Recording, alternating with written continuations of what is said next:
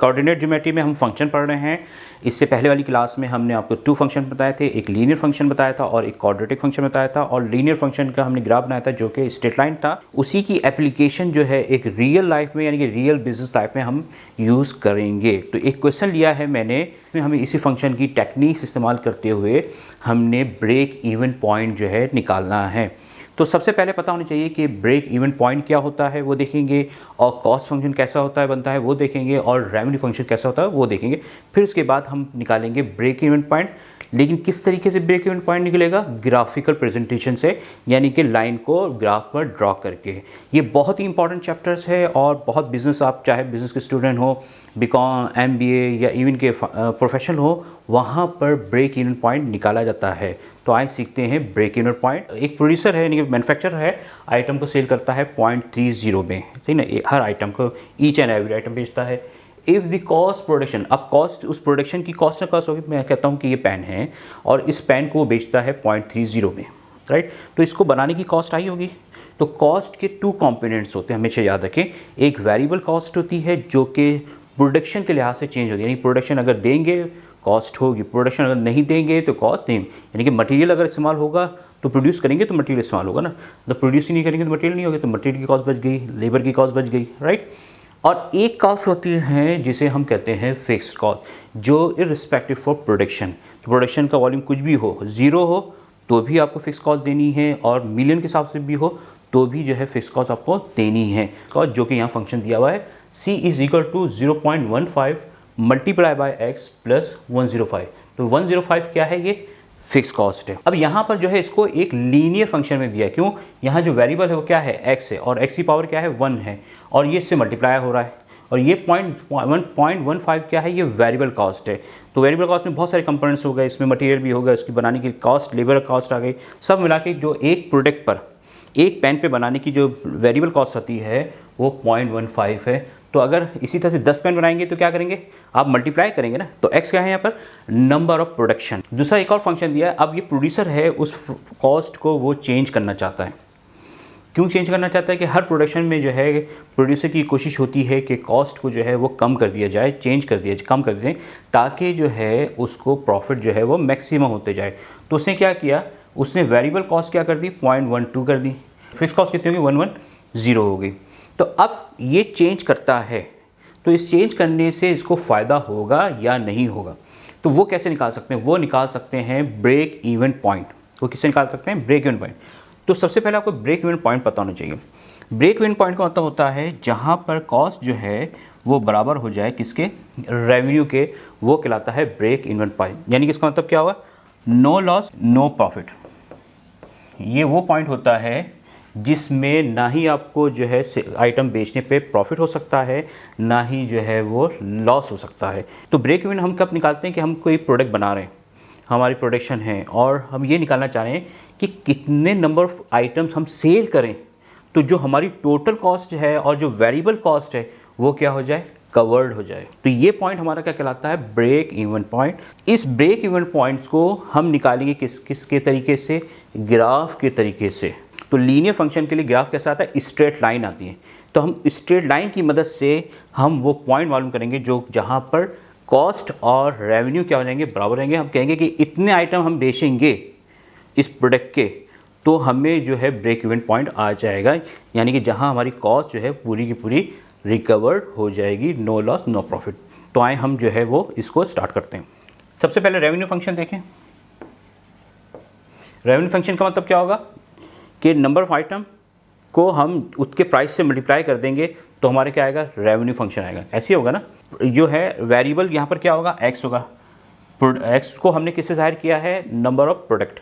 तो कितने की कॉस्ट आ रही है उसकी? 0.3। ये समझ आया? और ये 0.3 कैसा है? ये 0.3 जो है वो क्वेश्चन में आपको दिया हुआ है। देखिए ये पॉइंट जो है 3 क्या है? वो प्रोड्यूसर जो है 0.3 पर जो है इसको क्या कर रहा है? बेच रहा है। पर सेलिंग प्राइस कितनी है? 0.3। तो फंक्शन बनाएंगे कैसे? In terms of linear equation के नंबर प्रोडक्ट कितनी है? x है। तो जितने x होंगे उससे इसको मल्टीप्लाई कर देंगे तो टोटल आ जाएगा। मैं इसकी एग्जाम्पल ऐसे देता हूँ। ये पेन है, इसको मैं सेल करता हूँ 10 dirham में। तो अगर मैंने इसको एक में एक बेचा तो 10 आएंगे, 2 बेचा तो क्या आएंगे 20 आएंगे। क्या मल्टीप्लाई कर रहे हैं, नंबर प्रोडक्ट से क्या कर रहे हैं मल्टीप्लाई कर रहे हैं, तो इसको मल्टीप्लाई कर देंगे। तो ये क्या आ गया, रेवेन्यू फंक्शन है। रेवेन्यू फंक्शन को मैं लिख सकता हूँ R फॉर रेवेन्यू 0.3x। हमारे पास कॉस्ट फंक्शन क्या है, हमारे पास कॉस्ट फंक्शन क्या है, पुराना वाला कॉस्ट फंक्शन देखें, ओल्ड कॉस्ट फंक्शन क्या था आपका, C से जाहिर किया था इसने 0.15 x प्लस 105, ये कॉस्ट फंक्शन है। तो हमें ब्रेक इवन का हमें क्या मालूम करना है यहाँ पर, ब्रेक इवन पॉइंट। तो ब्रेक इवन पॉइंट का मतलब मैंने क्या बताया कि हमने जो है क्वांटिटी मालूम करनी है कि कितनी क्वांटिटी हमको लाजमी बेचनी है कि हमें ये कॉस्ट जो है रिकवर हो जाए। तो ये कॉस्ट फंक्शन है और ये क्या है, रेवेन्यू फंक्शन है। तो हम सबसे पहले क्या करना है, हमने x की वैल्यू निकालनी है, नंबर ऑफ़ आइटम्स निकालना है। तो नंबर ऑफ आइटम कैसे निकालेंगे, हमें पता है कि R is equal to C at break even point, यानी कि at break even point R किसके बराबर होता है, C के। तो R फंक्शन क्या है 0.3x, जबकि कॉस्ट फंक्शन क्या है, ये है 0.15x प्लस 105। तो x की वैल्यू मालूम करें, ये प्लस का है, यहाँ जाके क्या होगा माइनस का हो जाएगा। इनको प्लस माइनस किया तो कितना आया 0.15x इज इक्वल टू 105। किसकी वैल्यू निकालनी x की, तो ये से मल्टीप्लाई यहाँ जाके क्या होगा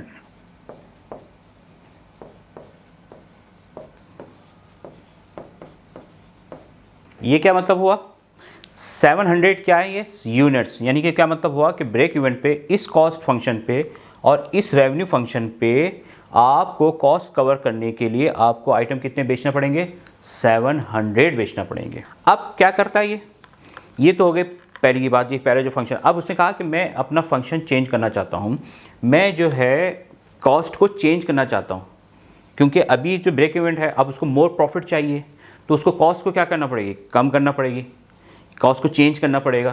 प्रोडक्ट की कॉस्ट चेंज करेंगे तब जाके जो है उसको क्या होगा, प्रॉफिट होगा, नहीं होगा। तो इसी लिहाज से उसने अपना फंक्शन जो है, इसी लिहाज से उसने फंक्शन क्या कर दिया, अब फंक्शन जो है वो ये कर दिया कॉस्ट का, कि 0.12 जो है कॉस्ट आ गई है वेरिएबल कॉस्ट, और फिक्स कॉस्ट जो है 110 आ गई। तो अब इस प्रोडक्ट पे बेचना है उसको वही 0.3 पे ही। तो हम अब करेंगे कि अगर ये कॉस्ट चेंज कर देते हैं और सेलिंग प्राइस अगर 0.3 ही है, तब हमें जो है ब्रेक इवन पॉइंट मालूम करने के लिए टोटल जो है कितने नंबर जो है वो सेल करना पड़ेंगे। क्लियर बात है। मैंने कहा कि अगर सेकंड कॉस्ट फंक्शन अप्लाइड करना है तो सेकंड कॉस्ट फंक्शन क्या, C is equal to 0.12x plus 110। तो क्या होगा यहाँ पर, रेवेन्यू बराबर होगा किसके, कॉस्ट के। तो यहाँ कॉस्ट फंक्शन कितना है आपके और रेवेन्यू फंक्शन क्या है, रेवेन्यू तो वही 3x है और कॉस्ट फंक्शन क्या है 12x प्लस 110। तो इसको यहाँ से उठा के यहाँ ले जाएं, प्लस का माइनस हो जाएगा।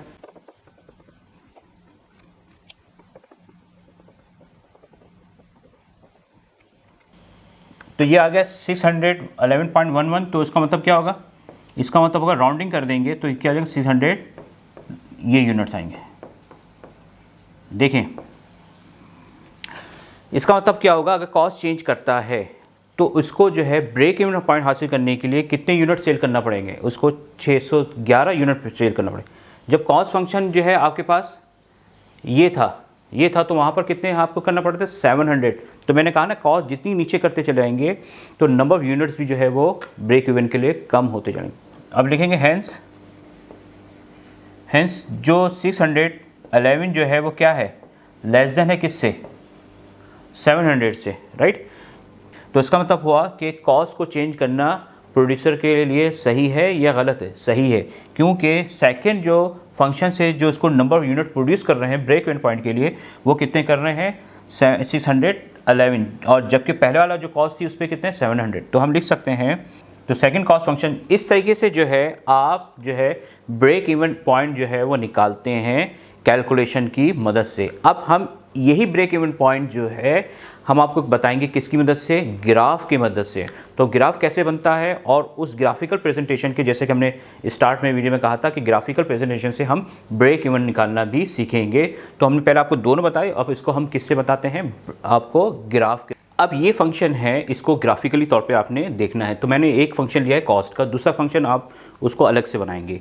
तो हमें सिर्फ दो फंक्शन चाहिए होते हैं, एक कॉस्ट का फंक्शन चाहिए होता है और एक किसका चाहिए होता है, रेवेन्यू फंक्शन का ब्रेक इवन पॉइंट को निकालने का या ग्राफिकली तौर पे इस दो लाइंस को जो है हमने ड्रॉ करने का।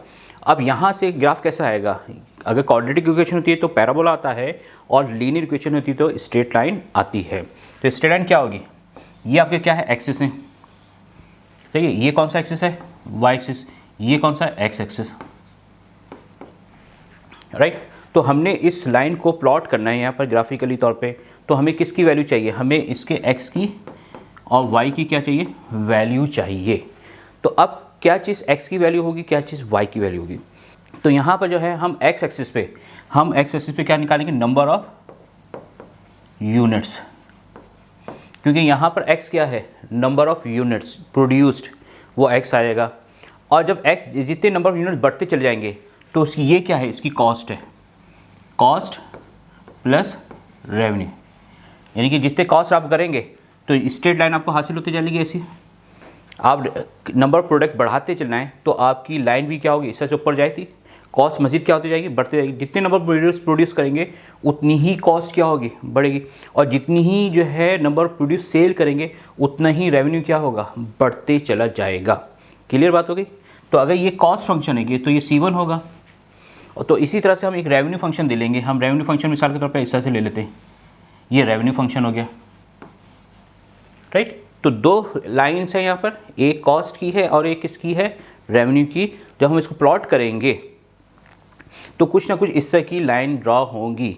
तो इसी एक ही ग्राफ पर दोनों ही फंक्शन को करेंगे। तो ब्रेक इवन के पॉइंट क्या होंगे, ब्रेक इवन पॉइंट वो होगा जहाँ पे ये दोनों लाइनें जो है वो कट करेंगी, उसको हम क्या कहेंगे, ब्रेक इवन पॉइंट। जहाँ पर नंबर ऑफ यूनिट इतने प्रोड्यूस करना है तो हमारी कॉस्ट क्या हो जाएगी, रिकवर हो जाएगी। क्लियर। तो अब इस लाइन को ड्रॉ करना, और इस लाइन को ड्रॉ करने के लिए आपको एक्स एक्सिस की वैल्यू और वाई एक्सिस की वैल्यू क्या चाहिए, वो कैसे मालूम करते हैं देखते हैं। यहाँ पर कॉस्ट फंक्शन है, हम एक्स की पुट करेंगे value, put x is equal to, कितनी एक्स ले लें आप, ले लें इसको रियल नंबर, यानी कि नंबर प्रोडक्शन लेनी है ना अपने, तो आप ले लें इसमें फॉर एग्जाम्पल 200 ले लें, 200 ज़्यादा वैल्यू से स्टार्ट करें, क्योंकि 1 2 से जो है बहुत छोटी वैल्यू आएगी, तो बड़ी वैल्यू से जो है वो स्टार्ट करें। तो C1 is equal to 0.15, 200 plus 105, तो 135। ये C1 की एक वैल्यू आ गई, यानी कि आपके पास क्या आया, अगर आप प्रोड्यूस करते हैं 200 फॉर एग्जाम्पल बॉल्स हैं, 200 बॉल्स अगर प्रोड्यूस करेंगे तो उसकी कॉस्ट कितनी आएगी, 135। तो ये C1 क्या है, ये C1 है y, क्योंकि फंक्शन कैसे होता है आपको पता है ना, फंक्शन जो मैंने आपको बताया था, function f(x) is equal to, अगर इसको इसमें लिखना चाहूँ 0.15 x प्लस 105, तो इस फंक्शन को हम अक्सर क्या कहते हैं, y भी तो कहते हैं ना, तो इसको ऐसे भी लिख सकते हैं। तो ये क्या है आपके पास, एक वैल्यू किसकी होगी, y की, और एक वैल्यू किसकी होगी, x की। तो क्या लिखते हैं यहाँ पर, x और y ऐसे करके लिखेंगे। तो कितना x है, 200, उसमें y कितना निकला, 135। तो एक पॉइंट आपके पास निकल गया। इसी तरह से 3 हमने जो है एटलीस्ट निकालेंगे। 3 पॉइंट हमने निकाल लिए हैं किसके, कॉस्ट फंक्शन के। इसी तरीके से हमने निकालना है रेवेन्यू। तो पुट कर दें, कोई सी वैल्यू पुट कर दें, x इजिकल टू जो है वो 200 करके देखें तो क्या आएगा, r कितना आ जाएगा 0.3, 200 तो 60 हो जाएगा ये। इसी तरह से ये x और y कितना हो गया, x y कितना हो गया, 200 पे आपको 60 मिला। तो अब हम इन पॉइंट्स को ड्रॉ करेंगे। तो हमारे पास क्या आ गया, इसको देखें इस तरह से, कॉस्ट फंक्शन क्या आ जाएगा, जो कि C1 है उसकी वैल्यू निकालें, x और y कितनी निकाली हमने, 3 वैल्यू निकाली। अच्छा, इसके साथ आपके पास जो है ये हो गया इसका। अब रेवेन्यू फंक्शन क्या था, रेवेन्यू फंक्शन की वैल्यू निकालें। क्लियर। ये हमने यहाँ पर ये टेबल क्यों बनाया मैंने, ताकि आपको जब ग्राफ बनाएंगे तो वहाँ पर आपको बार बार देखना नहीं पड़ेगा, तो इस वजह से एक जगह पे हो गई वैल्यू। अब हम इसे प्लॉट करेंगे ग्राफ पर। तो अगर आपके पास ग्राफ पेपर है तो ग्राफ पेपर पे करें, और ग्राफ पेपर नहीं है तो पेपर पे भी हम कर सकते हैं। देखिए कैसे करें, हम ग्राफ कैसे बनाएंगे। ये हमारे पास 2 एक्सिस होते हैं, एक हमारे पास क्या है, ये दो एक्सिस है, राइट। ये हमारे पास x नेगेटिव है, ये y नेगेटिव है और ये y है, और यहाँ क्या है x है। तो इन वैल्यूज़ को जो है हम इन वैल्यूज़ को हम यहाँ पर प्लॉट करेंगे। तो अब स्टार्ट कर लेते हैं। ये क्या है, 0 है, तो यहाँ से बराबर बराबर आप और सो ऑन, राइट। ये नंबर ऑफ यूनिट्स हो गए और ये किस में है, रुपीस में। ये ग्राफ का तरीक़ेकार होता है। अब हम पॉइंट्स प्लॉट करेंगे। पहले कॉस्ट ले लेते हैं। 200 पे 135 है, ये 200 है और 135 कहाँ होगा, यहाँ पर होगा। तो ये इधर जो है वो उसकी वैल्यू आ जाएगी। ये एक पॉइंट हो गया, राइट। फिर इस पर क्या है, 600 195, 600 ये है, ये चले आप ऊपर, और 195 कहाँ आएगा, 180 और इसके दरमियान।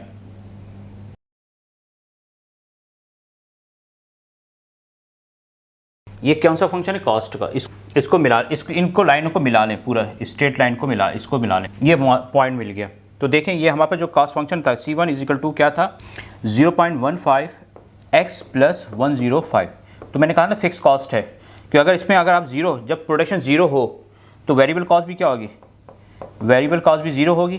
तो आपके पास जो कॉस्ट आएगी वो फिक्स कॉस्ट ही बचेगी ना, 105। ये ज़ीरो हो गया, तो देखिए 105 ही आ रहा है, ये कॉस्ट फंक्शन हो गया। अब हमने क्या करना है, रेवेन्यू फंक्शन। रेवेन्यू फंक्शन क्या है, अब रेवेन्यू फंक्शन आपके पास क्या था, R = 0.3x। अगर 0 सेल हो तो रेवेन्यू क्या होगा, 0 होगा, यानी 0.3 मल्टीप्लाई बाय 0, तो कितना हो गया, 0। तो इसका मतलब है रेवेन्यू कहाँ से स्टार्ट होगा, 0 से, राइट। तो एक पॉइंट तो यही हो गया इसका रेवेन्यू का।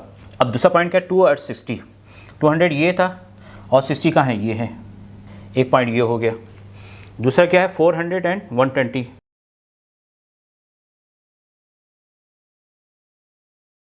इनको लाइन को मिलाइए, सही है। ये कौन सा फंक्शन है, ये रेवेन्यू फंक्शन है, और ये कौन सा फंक्शन है, कॉस्ट फंक्शन। तो देखिए ये R है, ये R है। तो अब आपका ये दोनों लाइन कहाँ कट कर रही है, ये दोनों लाइन यहाँ कट कर रही हैं। तो इसका मतलब क्या हुआ, ये कौन सा पॉइंट है, ये ब्रेक इवन है। क्यों ब्रेक इवन है, कि ये वो पॉइंट है जहाँ पर कॉस्ट और रेवेन्यू क्या है, बराबर हैं। ये थोड़ा सा रफली आएगा, थोड़ा सा आपको नहीं पता चल रहा होगा, लेकिन अगर आप कॉपी में बनाएंगे विद हेल्प ऑफ रूलर तो आपको एग्जैक्टली आएगी फिगर्स। अब इस पॉइंट पे देखें, यहाँ ये रेवेन्यू फंक्शन है और ये कौन सा है, कॉस्ट फंक्शन है। तो देखें अगर हम जितने लेस प्रोडक्ट देंगे उतना ही हमारा रेवेन्यू क्या है, कॉस्ट से क्या है ये। तो ये जो हिस्सा है, ये वाला हिस्सा, ये जो हिस्सा है ये लॉस शो कर रहा है, और ये जो हिस्सा है आपके पास यहाँ पर जो है ये प्रॉफिट को शो कर रहा है, सही है। ये क्या है, प्रॉफिट को शो कर रहा है। तो इसका मतलब क्या होगा कि इस पॉइंट के बाद, ब्रेक इवन पॉइंट के बाद आपका जो है रेवेन्यू ज़्यादा होना शुरू हो जाएगा और कॉस्ट क्या हो जाएगी, कम होना शुरू हो जाएगी। उसके बहुत सारे फैक्टर्स होते हैं, यानी कि फिक्स कॉस्ट जो है पर यूनिट कॉस्ट जो होती है कम होना शुरू हो जाती है, क्योंकि फिक्स कॉस्ट तो चेंज नहीं होती ना, वेरिएबल कॉस्ट चेंज होती है। तो ये वो पॉइंट है, ब्रेक इवन पॉइंट, जहाँ पर यानी कि हमने इतने यूनिट प्रोड्यूस करना भी है और बेचना भी है कि आपकी कॉस्ट जो है वो रिकवर्ड हो जाए। इससे पहले जितने अगर करेंगे, बेचेंगे सेल, अगर आप 700 से कम बेचेंगे प्रोडक्ट तो आपको लॉस में आएगा, और 700 के बाद बेचेंगे तो आप क्या होगा, प्रॉफिट में आते जाएंगे। तो ये शो कर रहा है यहाँ इस पॉइंट के बाद रेवेन्यू ऊपर हो गया है, कॉस्ट क्या हो गई, नीचे हो गई, यानी कि कॉस्ट कम हो गई और रेवेन्यू क्या हो गया। तो ये तरीक़ेकार था ब्रेक इवन पॉइंट को ग्राफिकली तौर पे निकालने का। इससे पहले वाले में आपको बताया था, इसी क्वेश्चन को हमने वहाँ पर ब्रेक इवन ये 700 ही निकाले थे, किसके मदद से, हमने अलजेब्रिक जो है सॉल्यूशन की मदद से। तो ज़्यादा से ज़्यादा शेयर करें, कमेंट करें और चैनल को सब्सक्राइब करें।